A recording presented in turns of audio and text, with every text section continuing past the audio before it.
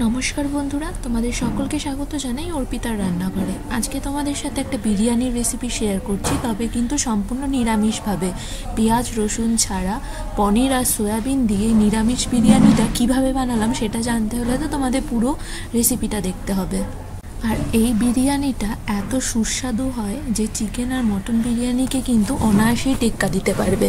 তাহলে এই ভেজ বিরিয়ানিটা আমি বাড়িতে কিভাবে বানালাম চলো রেসিপিটা দেখে নেওয়া যাক। আর ভিডিওটা ভালো লাগলে ভিডিওটাকে লাইক করো, শেয়ার করো, অবশ্যই কিন্তু আমার চ্যানেলটা সাবস্ক্রাইব করে দিও আর পাশে থাকা বেল আইকনটা অন করে দিও যাতে তোমরা আমার সব ভিডিও নোটিফিকেশান পেয়ে যাও।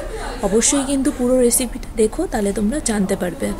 দেখো, একটা হাঁড়ি বসিয়ে নিয়েছি। প্রথমেই চালটা সেদ্ধ করে নিচ্ছি। তো হাঁড়িতে জল দিয়ে রেখেছি।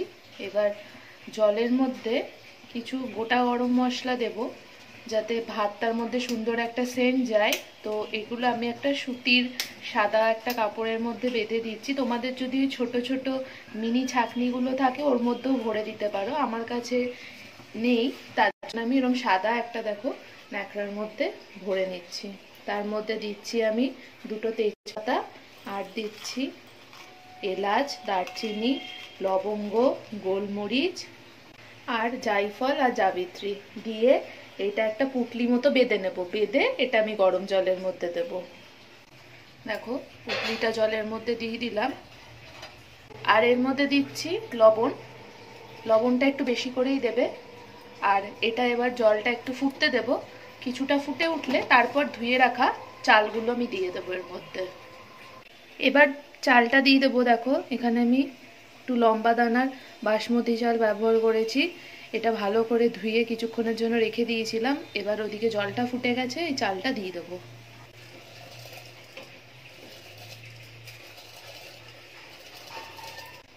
চালটা দেওয়া হয়ে গেছে।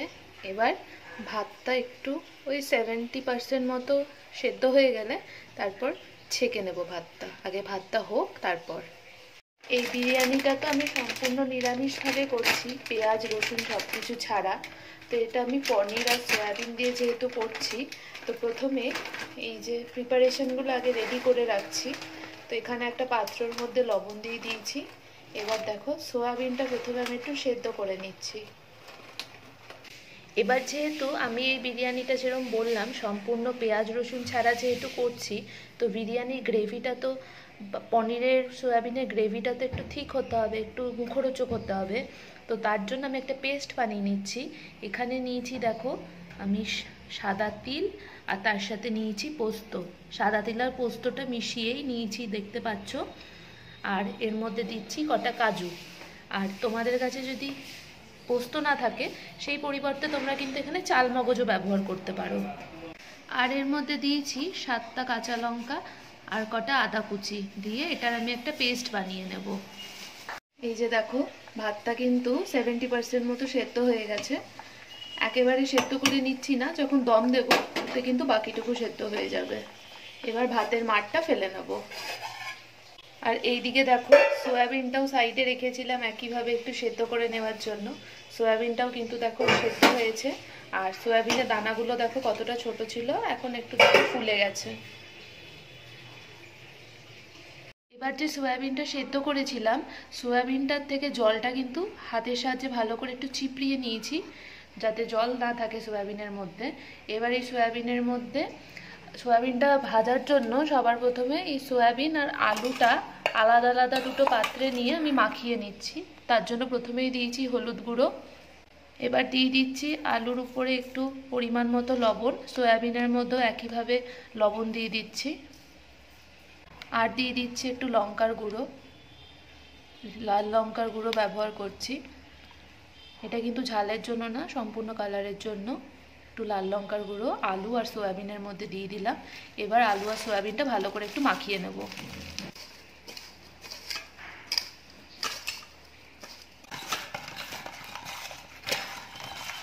আলুগুলো দেখো আমি কিন্তু মাঝখান থেকে কেটে নিইনি, এরকম বড় বড় বিরিয়ানির মতো একদম আস্ত আস্ত গোটা আলু রেখেছি। এবার সয়াবিনটার আলুটা তো মাখিয়ে নিলাম মশলা দিয়ে। এবার যে পেস্টটা করে নিয়েছি সর্ষে, তিল, লঙ্কা, আদা দিয়ে, সেই পেস্টটা আগে একটা বাটির মধ্যে নিয়ে নিলাম।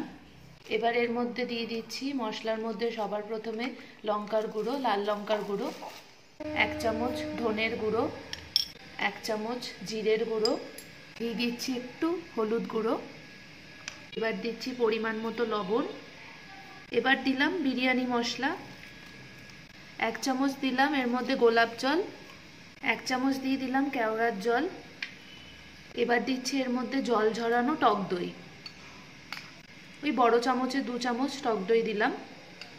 এবার সবটা দেখো খুব ভালো করে মিশিয়ে নিচ্ছি। এবার দেখো এটা যেহেতু পনির দিয়ে করছি, তো পনিরের মধ্যে একটু হলুদ, লঙ্কার গুঁড়ো আর একটু নুন দিয়ে পনিরটাও একইভাবে মাখিয়ে নেব।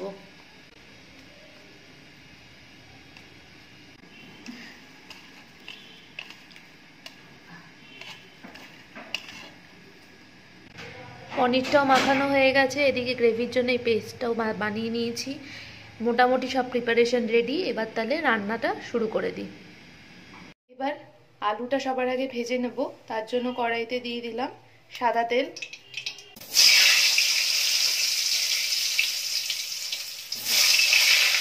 দেখো আলুটা ভেজে তুলে নিয়েছি, এবার ওই তেলেই পনিরটা একটু হালকা করে একটু ভেজে নেব।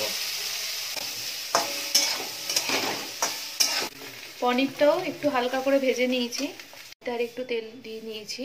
এবার এর মধ্যে একটু এলাচ আর দারচিনি ব্যবহার করছি। এবার দিয়ে দিচ্ছি এর মধ্যে টমেটো কুচি। টমেটোটা প্রথমে একটু ভালো করে নাড়াচাড়া করে নিচ্ছি।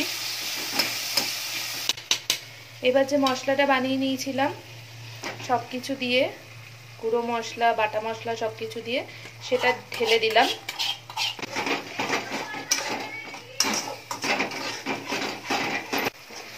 এবার মশলাটাকে একটু ভালো করে কষিয়ে নিচ্ছি। মশলাটা ভালো করে কষিয়ে নিয়েছি। এবার ভেজে রাখা পনির, আলু, সয়াবিন সব কিন্তু একসাথে দিয়ে দিলাম। এবার ভালো করে মিশিয়ে নিচ্ছি। এবার এর মধ্যে একটু জল দিয়ে দিচ্ছি। একটু জল দিয়ে দিলাম, আলুটা যাতে একটু ভালো করে সেদ্ধ হয়ে যায়। কিছুক্ষণের জন্য এইভাবে একটু রাখি, ফুটে গেলে তারপর গ্যাসটা বন্ধ করে দেবো। দেখো যেটুকু জল দিয়েছিলাম ঝোলটা কিন্তু টেনে নিয়েছে, আলুটাও একটু সেদ্ধ হয়ে গেছে। এটা হয়ে গেল। এবার হচ্ছে বিরিয়ানি লেয়ারিংটা করব। এবার বিরিয়ানির লেয়ারিংটা করার আগে আরেকটা প্রিপারেশন করে নিচ্ছি। এখানে আমি কিন্তু একটু দুধ নিয়েছি, দুধটা ভালো করে আগে কিন্তু জাল দিয়ে নিয়েছি। এই বাটির ধরো এই যে এতটা দুধ নিয়েছি, দুধে দিয়ে দিলাম এই 1 চামচ মতো কেওড়ার জল, 1 চামচ দিলাম গোলাপ জল, আর এর মধ্যে একটু কেশর দুধে একটু ভিজিয়ে রেখেছিলাম, সেই ভেজানো দুধ আর কেশরটা এর মধ্যে দিয়ে দিলাম। এটা হচ্ছে বিরিয়ানির উপরে লেয়ারিং করার সময় এই মিশ্রণটা দেবো অল্প অল্প করে। লেয়ারিং করার জন্য দেখো এখানে আমি একটা ডেচকি নিয়ে নিয়েছি। প্রথমে একটু পনির, সয়াবিন আর আলুর গ্রেভিটা একটু ছড়িয়ে দিচ্ছি। দেখো আলু আর পনিরের লেয়ারিংটা দিয়ে দিয়েছি। এবার চালটা দিয়ে দিচ্ছি উপর দিয়ে, সেদ্ধ করে নেওয়া ভাতটা দিচ্ছি। চাল কেন বললাম, ভাত হয়ে গেছে এখন যদিও।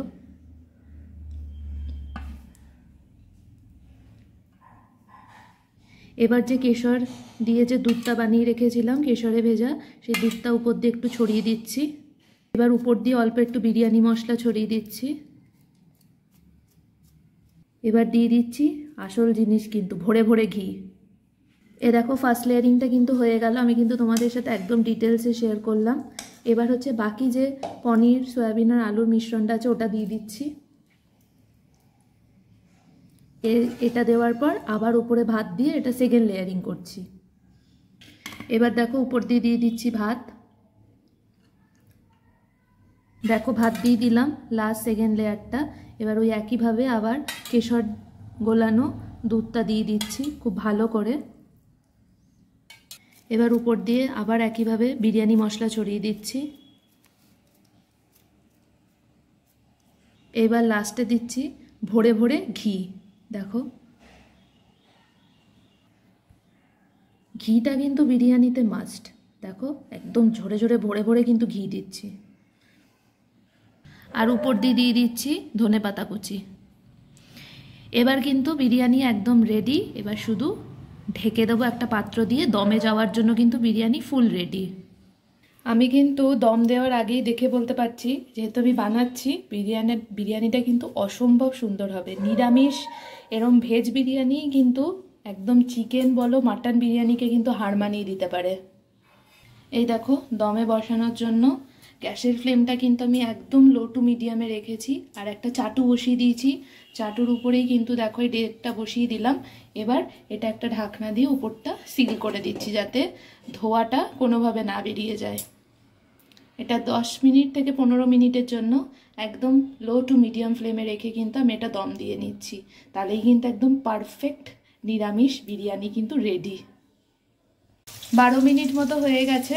আমি যেরকম বললাম তোমাদের 10 থেকে 15 মিনিট লো টু মিডিয়াম ফ্লেমে দম দিতে হবে। তো হয়ে গেছে।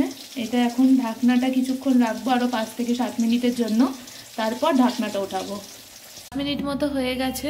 এবার দেখি, ঢাকনাটা উঁচু করলাম। উফ, দারুণ সুন্দর একটা কিন্তু স্মেল বেরোচ্ছে। এবার বিরিয়ানিটা একটু কেটে তোমাদের দেখাই, দাঁড়াও দেখাচ্ছি। উফ, দারুণ একটা গন্ধ বেরোচ্ছে, কিন্তু ঘিয়ের গন্ধটা কিন্তু ভরপুর বেরোচ্ছে।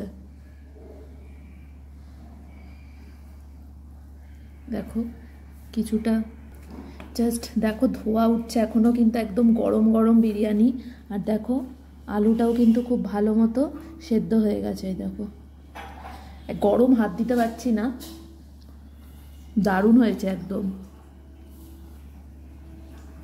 এরমভাবে নিরামিষ বিরিয়ানি যে বানানো যায়, একবার না বানালে কিন্তু তোমরা বাড়িতে বুঝবে না। পনির সয়াবিন দিয়ে অসাধারণ হয়েছে, অসাধারণ এক কথায়।